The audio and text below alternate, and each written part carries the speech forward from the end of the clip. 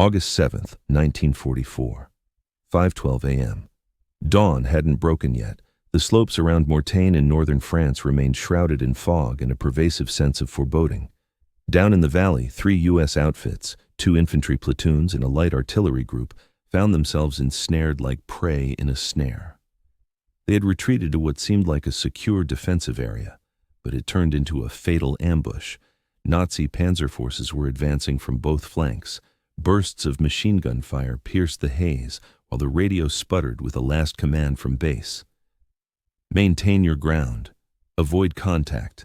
Help is en route. Within his M4 Sherman, Lieutenant Carl Hartmann gripped the smoke projectile tightly. Protocol said it shouldn't be launched. Not at this juncture, not sans clearance. The guidelines deemed it extravagant. Brass labeled it unsanctioned. Yet his troops outside, his own squad, were on the brink of disaster. Once the enemy sealed the perimeter, they'd face massacre or imprisonment before the light returned. Hartmann's pulse raced as he glanced at his gunner. "Only a single burst," he murmured. "That's what it takes." And right then, lacking directives, support, or assurances, he ignited the smoke shell that could either ruin his future or rescue more than 200 souls. The builder turned tank leader. Lieutenant Carl Hartmann wasn't destined for combat. Back in 1939, if you'd quizzed him on his ambitions, he'd have mentioned constructing spans. A junior engineering major at the University of Michigan, he was captivated by schematics and the precise interplay of metal and stone. In one note to his dad, he penned, "Crafting a suspension bridge feels like divine work, only with calculations and fasteners." Then, conflict erupted. Following the Japanese strike on Pearl Harbor that December 1941, Hartmann signed up, not from a thirst for battle, but from an inability to stand idle. He opted for the Armored Corps, driven less by courage than by faith in machinery over humanity. Come summer 1944, he was deployed to Normandy, France, mere weeks post D-Day invasion. At 24, he led a Sherman crew linked to the 119th Infantry Regiment in the 30th Infantry Division, nicknamed Old Hickory. Old Hickory pressed onward to the east, driving back Wehrmacht troops toward Paris. Yet Berlin's top brass refused to yield. Early that August, Field Marshal Gunther von Luga launched Operation Loot, an unexpected offensive designed to slice Allied defenses, reclaim Avanches, and ensnare coalition troops in Normandy. The primary assault targeted Morta, a quiet hill settlement with key routes branching 5 ways. It was a last-ditch effort. The Germans' aerial might had crumbled, supplies dwindled. Their tank prowess boiled down to select crack units, such as the notorious 2nd SS Panzer Division, Das Reich, and the 17th SS Panzer Grenadier Division, Götz von Bellahingen. The Yanks had barely secured a tenuous line near Mortagne. 3 elements, Hartmann's armored unit, a squad from Company K, and an advance artillery spotter group, received instructions to secure a crest southwest of the village. The directive was straightforward: dig in and endure. Backup was due in under a day, but battles ignore schedules. As night fell on August 6th, shielded by gloom and dense vapor, Axis vehicles surged ahead. By pre-dawn on the 7th, the GIs atop the rise knew they'd lost the advantage. They were bottled up in a depression, encircled. Communications hummed with alarm. Enemy armor had severed the westward path. Foot soldiers advanced from the southern approach. Northward, barrages hammered any U.S. force attempting to shift. Escape routes vanished, replaced by the suffocating realization that events had spiraled disastrously awry. Aboard the Sherman, Hartmann worked to steady his team. His gunner was Private First Class Earl Bishop, a reserved rural kid from Iowa. The loader, Corporal James Ortega, excelled at cards and blasts. His driver, Specialist Anthony Tony Vitelli of Brooklyn, cursed profusely and handled the vehicle with reckless flair. Rounding out the crew was radio man Private George Marks, a 19-year-old Missourian who hadn't uttered a complete thought in 48 hours. These weren't legends or elite raiders, just 5 lads crammed into 33 tons of armor, armed with a 75mm cannon and scant ammunition, including an item strictly off-limits absent direct authorization. 1 white phosphorus smoke grenade, intended for screening withdrawals or signaling foes to planes, but per Hartmann's hunch, they'd tucked it away in the rear for emergencies. If we hit dire straits, he'd warned them earlier, we may have to stretch the regs. That crisis had arrived. Teutonic tanks barreled on. Scouts had misjudged the assault's pace. HQ had fallen mute over the last 10 minutes. The sole update Hartman got was, stay put and don't shoot unless they do. Dig in! Yet that defensive line was contracting fast. From his vantage, Hartman spotted U.S. foot soldiers pulling back from the forest toward his Sherman. Several bore injuries. One bore the weight of a comrade on his shoulders, all aimed for a roadway that had vanished, severed by Nazi troops now nearly in plain sight. Hartman glanced at the round labeled SMU, smoke, white phosphorus. His fingers paused above it briefly. His upcoming move defied regulations, though he figured perishing amid a ring of ignited Shermans wouldn't align with them either. The noose tightens. Come 5:30 a.m., the mist cloaking the valley started to stir, yet it failed to provide any real sharpness. Sightlines stayed limited to below 200 yards. Timber stood spectral. Forms shifted inexplicably. Each snap of stones echoed like armored treads. The soldiers of Company K, stationed right below Hartman's spot, lay utterly vulnerable. A Nazi scouting team had spotted a breach in the defenses overnight and advanced quicker than anticipated. In under 30 minutes, they'd seized the westward route, blocking the sole viable escape for the GIs atop the hill. Mortain shifted from outpost to ambush site. Inside the tank's tight confines, Hartman tuned into the radio buzz. Total disorder. A plea erupted from an advance spotter, incoming from the south, several rigs calling for barrage aid. Another cry rang out, hostiles in the woods. Again, they're penetrating the tree line. Headquarters replied with eerie steadiness, no can do on the strikes. Blue on blue danger too great. Hold fast, back up en route. Hartman dialed the sound low. He peered via the scope, scanning the zone. Amid the foliage to their east, he detected stirrings. Enemy vehicles, not ours. Low, broad outlines. Panzer Fies, 2 o'clock, he announced. 3 or 4 advancing. Gunner Earl Bishop swung the turret to follow. Loader Ortega prepped the following AP round. Engage, Ortega queried. Hartman wavered. Instructions clear. Hold fire till hit. Then, the initial detonation. A Kraut projectile slammed the observer's spot 200 yards southward. Blazes and wails ensued. Crystal clear. Fight's on. Hit back, Hartman bellowed. Bishop fired. The cannon thundered. A Pezzi 4 took it dead on and burst into fire. The rest dispersed, firing wildly. The hull shuddered hard. Earth burst nearby. A round struck 10 feet shy, pelting the tank with filth and fragments. The set crackled once more, now from a courier squad. HQ can't reach 1st Battalion. Mortain's overrun. Pull to phase line red. Again, retreat. Hartman stiffened. Phase line red meant westward to the captured path. Damn, Tony grumbled. They're ordering a bug out via a route that's gone. Beyond the armor, GIs were already shifting. They withdrew in bunches, hauling hurt men, yelling for corpsmen. No ranks, no oversight remained. It unfolded as a dragging rout, slowed by haze, shots, and disarray. Enemy infantry surfaced from the southern incline. Autos barked, troops dropped. A bar chattered in reply, but it fell short. The foes exploited the edge. Hartman viewed it plain as day. In fewer than 10 minutes, they'd seal the south pincer. That would lock the pocket. Should it occur, nobody on the crest escapes. His grip tightened on the lid. He surveyed the ground. The lone way out pointed straight west, though Nazi tanks barred it, until another detail snagged his notice. Breeze. Flames from the wrecked Pezler 4 wafted west into foe territory, gradual and constant. Ortega, Hartman called. Got that smoke round left? The enlisted man faltered. The WP type. Yes, sir, but regs forbid using it. I recall the handbook's fine print. Hartman faced the team. We'll give them an opening. Single round period. Launch it westward. Raise a smoke barrier. They won't spot what's slipping past. A brief delay, and those troops make it. Tony arched a brow. And if they push on? Hartman locked gazes. Then we stall them. That's it. Silence stretched. Ortega dipped his chin. WP going in. With the round chambered, Bishop fine-tuned the angle.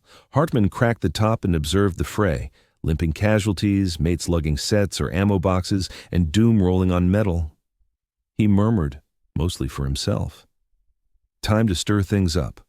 The wild scheme, the banned smoke round. The white phosphorus round. White phosphorus wasn't designed for this kind of desperation. Formally, those rounds served to conceal advances or signal spots for airstrikes, never for frontline fighting. And definitely not without authorization. The stuff ignited fiercely, scattered rapidly, and showed no mercy to friend or foe alike. In careless grips or against shifting breezes, it risked becoming a tool of total disarray or catastrophe. Hartman was well aware of every detail. Still, with the enemy pressing closer and the agonized shouts of injured troops ringing in his mind, just one reality stood out. The clock ticking down. "Launch it," he commanded. Bishop paused for a mere instant. The cannon bucked with a heavy thud. The phosphorus projectile whistled from the tube and burst overhead, only 50 yards to the west of their spot. Almost immediately, a heavy plume of ash-colored haze billowed across the terrain, like a shroud falling over a theater. Luckily, the breeze held firm, driving it straight into the path of the advancing Germans. The scene transformed in a flash. Spotting the abrupt barrier of impenetrable mist, the foes stopped dead. Their vehicles braked, foot soldiers froze. Peering through scopes, visibility dropped to nil. U.S. maneuvers vanished from view, and that brief concealment proved sufficient. "Advance!" Hartman barked over the comms. "Every team heads west immediately. Leverage the cover. Proceed." Up on the hill, the fragmented Allied groups caught the signal. Troops burst from hiding and dashed toward the downhill side. Field medics hoisted litters. Cannon operators ditched their equipment, snatching weapons and hauling comrades through the murk. A few bore the herd along, most just bolted. Within the Sherman, Hartman swiveled the gun mount a touch. Should they shoot across it, we respond in kind. But we hold fire unless they do. Preserve the deception. Deception about what? Ortega wondered aloud. That this was all deliberate, Hartman replied with a dour edge. To the adversaries, the field had plunged into obscurity, the unexpected haze materializing from nowhere. Just as U.S. troops started fading from sight, it sparked widespread suspicion. Certain Teutonic leaders suspected an ambush. Others suspected it masked barrage fire or bombing runs. Truth be told, it amounted to little more than a handful of guys in an armored vehicle betting on gusts and intimidation. For a full 90 seconds, all was still. And during that span, most of the surviving U.S. personnel on the elevation melted into the fog and reached safety behind the lines. Hartman observed the withdrawal with sharp focus. Each time a headgear surfaced, he tracked the moments before it slipped past the veil. No shots echoed anymore. Neither side pulled triggers. The vehicle itself seemed suspended in tension. Abruptly, gunfire cracked. A Teutonic automatic weapon unleashed from the side, raking the haze blindly. In alarm, another chattered to life. Then a Panzer's big gun snarled, blasting into the obscurity without aim. Hartman decided on the spot. Fire back. Suppressive bursts alone. Target close to their sparks. Convince them we're entrenched. Bishop complied swiftly. The Sherman thundered once more, hurling an explosive shell toward a cluster where flashes flickered. The outcome? A blaze, fresh billows, escalating turmoil. The enemies pulled up short again, reluctant to charge what could be a solid U.S. stronghold. Under the shroud, close to 200 GIs faded into the distance. The risky play had paid off. Hartman breathed out, the first in ages it seemed. Perspiration streamed along his collar. His hands shook. The whole team fell quiet. "Reckon the brass will approve of our stunt?" Vitelli ventured at last. Hartman held off responding. Then he offered a strained, weary grin. "I figure they'll approve of us breathing. All forward." Initially, nobody budged. The mist swept over the ground like a creature alive, engulfing all ahead. To certain fighters it seemed suspicious, too perfect, too abrupt. To the rest it resembled salvation cloaked in dullness. Then a voice hollered, "It's shielding us! Charge! Push on!" That sparked it. The whole elevation burst alive. Scores of U.S. ground troops shattered their concealment and raced westward through the blur. Some hobbled, others bore casualties slung across their backs. Several halted just long enough to shed burdens, headgear, cartridge belts, whatever weighed them down. The haze stung sharp and bitter, searing their chests. Yet it offered what they hadn't known since first light. Possibility. Squad after squad dissolved into the barrier. What had been a stalled, disjointed pullback moments earlier evolved into an organized flight. and Hartman's Sherman held position at the brink of it all, the final clear sentinel against the emptiness. "Rotate the turret steady," Hartman instructed. "Let them believe we're guarding the lot." "Shells left?" Ortega queried. "4 piercing rounds, 2 blasts, no more obscurers," Bishop reported. "Plenty to fake a threat," Hartman noted. From inside the hull, sightlines shrank to under 20 yards. The blend of fog and phosphorus vapors formed an impenetrable layer. Now and then, they glimpsed vague forms. Shadows danced across the haze, revealing sprinting soldiers, hobbling shapes, and litter-bearers. The enemy, meanwhile, clung to their ground. Their commanders, spotting the fog, wavered. A few thought it signaled a major U.S. push hidden by the veil. Others worried about hidden explosives or ranged barrages. No commands came to advance, and nobody rushed to stumble sightless into a potential trap. That pause spared casualties. A team of forward observers trudged by the Sherman, hacking and shielding their faces. One pounded on the hull. "Clever move, fellas, you just saved our hides." Hartman stayed quiet, his attention fixed on the chart spread across his knees, figuring possible retreat boundaries, assuming any existed. Additional units trailed behind, some advanced wordlessly. Others murmured invocations, oaths, or recalled comrades fallen mere moments before. Finally, the remnants appeared, a detail from Company K advancing sluggishly, hauling 2 severely injured on improvised litters. One soldier gestured wildly at Hartman. "They're advancing. Get out while you can," Hartman acknowledged with a nod. He lingered only until the last figure vanished into the fog. "Tony," he instructed his operator, "floor it. We're the final ones leaving." The vehicle surged ahead, tracks grinding over stones and yielding soil, heading westward along the smokescreen they'd generated. While progressing, Hartman left the lid ajar, peering for outlines, foe or ally. Abruptly, a burst of light, an adversary's automatic weapon unleashed from the right side, spraying blindly into the murk. Rounds ricocheted against the Sherman's armor. The machine jolted from a shallow strike. Hartman dropped low on reflex, fire back, just to pin them. Bishop rotated the mount, launching an explosive projectile toward the sound's origin. The impact struck foliage and ignited the mist briefly before the dull shroud enveloped it once more. Quiet resumed. They continued, skirting charred vehicles, forsaken headgear, and now and then dropped weapons. The war zone resembled a shifting cemetery. 3 minutes on, they hit the smokescreen's boundary. Early dawn beams started cutting the eastern mist. And right past the final rise, it appeared. The U.S. withdrawal perimeter. Scores of troops clustered near lorries, burlap barriers, and improvised defenses. Attendants darted between casualties. Leaders shouted into transmitters. A crew was assembling a .50 caliber gun. It wasn't glamorous, but it meant refuge. As the Sherman topped the slope and emerged, shouts of relief broke out. They'd escaped, vehicle intact. From his opening, Hartman lifted an arm, part acknowledgement, part greeting. In their wake, the haze persisted, granting vital moments longer. A handful more laggards surfaced, wheezing and injured, yet breathing. The trap had collapsed, the foes had faltered, and in that falter, the Yanks had withdrawn. All thanks to a single discharge, a prohibited round. Within the Sherman, Ortega released a breath at last. "If anyone gripes about smoke ammo being pointless again, I'll deck them." Vitelli chuckled. "If somebody claims we've run dry on choices, I'll tell them hold for the breeze." Hartman remained silent. He simply glanced rearward, observing the vapor dissipate, endurance and victory. The sunrise climbed as the final wisps of fog dissolved. What had been a combat zone now evoked a tempest's residue, littered gear, marred woods, blistered ground. Yet amid that ravaged terrain, close to 200 U.S. troops had survived. Hartman's Sherman halted beside a quickly piled earthwork. An attendant hurried up to inspect the team, but Hartman dismissed him. "We're okay," he stated. "Tend to them before us."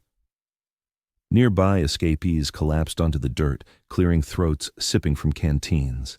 Some rested quietly, others shed tears. Conversation was sparse. Everyone grasped the near miss. A captain from Company K drew near, his features caked in grime and residue. Lieutenant Hartman. Hartman rose, still flicking soot from his attire. The leader offered his palm. "You gave us moments we lacked. No idea what that stunt was, but it did the job." Hartman clasped it. Nothing but fog. The fellow grinned wryly. Finest fog I've witnessed. At battalion command post, early dispatches spelled disorder, formations misplaced, links severed, adversary forces misjudged. Signs pointed to Mortain entering the annals as a fiasco, a pricey blunder amid a progressing offensive. Yet, survivor accounts arrived. Beyond mere evasion, they detailed how one unauthorized vehicle had unleashed a phosphorus fog round to shield the pullback. The maneuver had stalled foe vehicles, muddled opposition timing, and protected 2 complete rifle squads, plus an advance gun crew. 0 leaders lost, merely 14 hurt, scores of existences preserved. A few even labeled it divine intervention, but leadership disapproved of interventions that arrived without authorization. On the afternoon of August 7th, Hartman, along with his team, was called to a mobile headquarters. The atmosphere felt stiff and charged. Colonel Raymond Sloan, a rigid, regulation-following staff officer from the division, got right to the point. "You fired white phosphorus in breach of procedure," he stated, scanning his clipboard. "No permission granted, no advance approval, no verification of support from air or artillery assets. That's a clear infraction of the established rules of engagement." Hartman remained rigidly at attention. "Yes, sir. I accept complete accountability." Sloan glanced over his spectacles.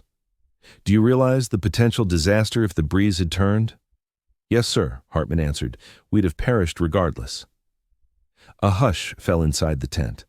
Then a different voice broke in. Major Aniston, the ops chief from the 30th Division. He lifted his gaze from the document before him.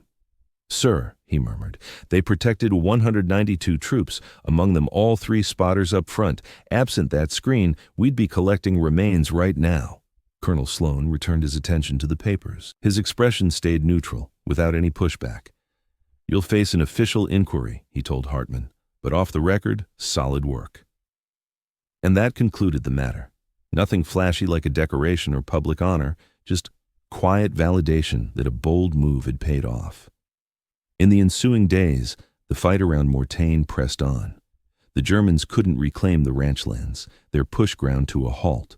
Once the skies cleared, Allied planes dominated again, and U.S. troops advanced eastward.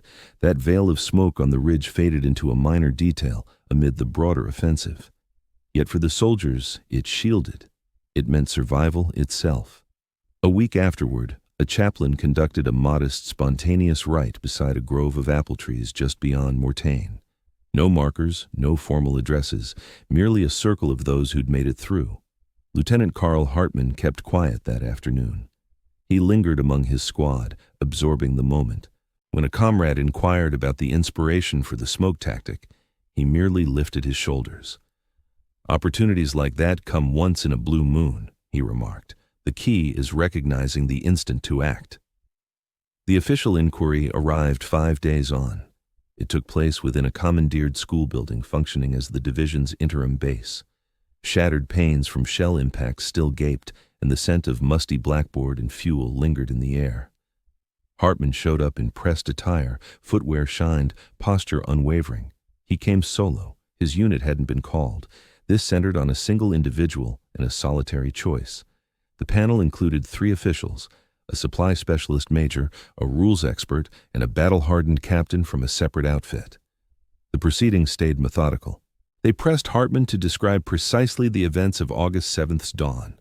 The foe's layout, his assessment of air currents, the ground state, nearby Allied positions, and above all, his rationale for unleashing the prohibited phosphorus shell.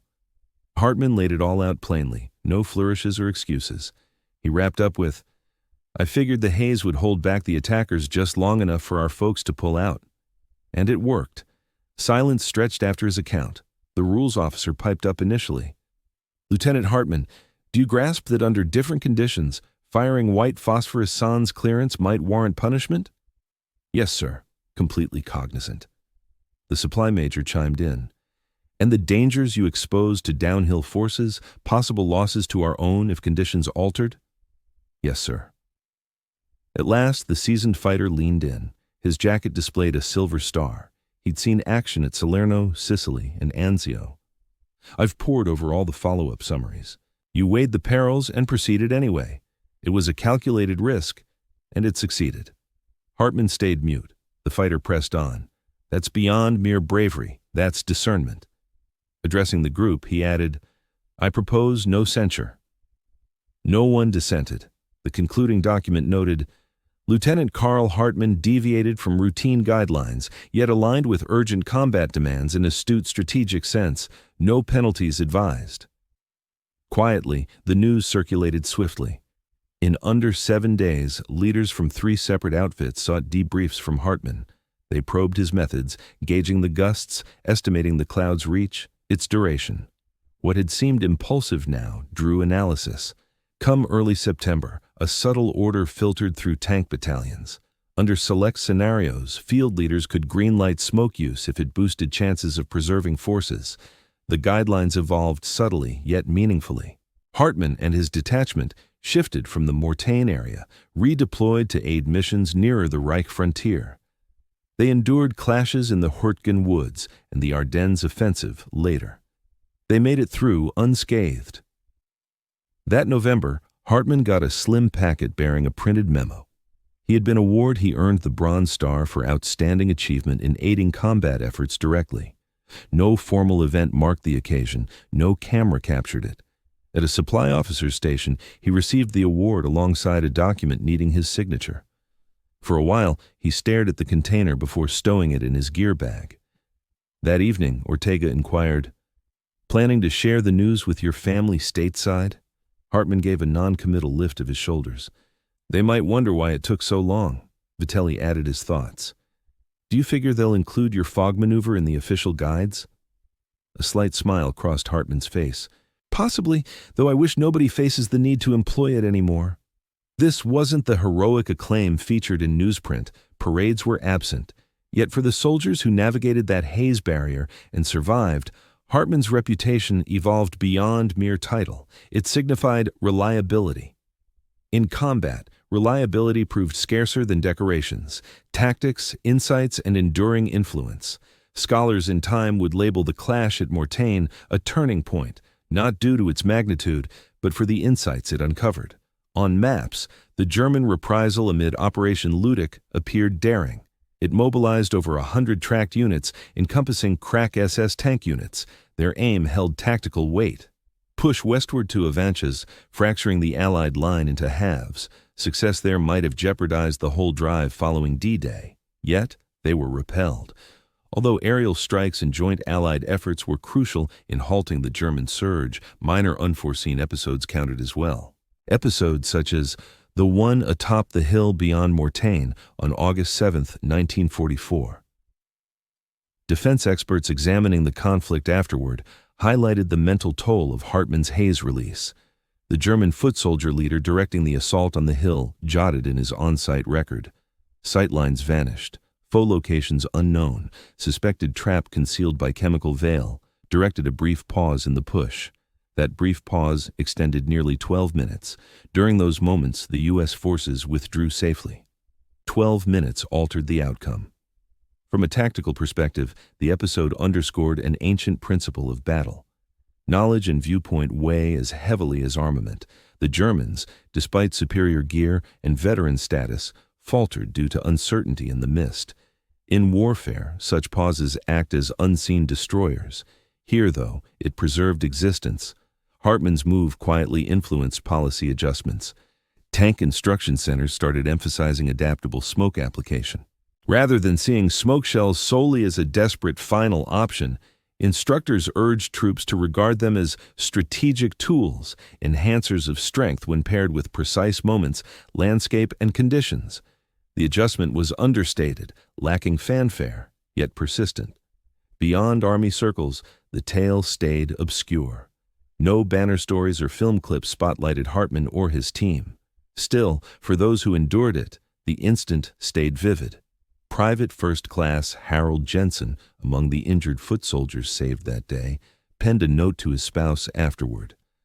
I can't recall the tank crewman's identity who launched that smoke shell, but this much I grasp. He holds my full debt, ours too.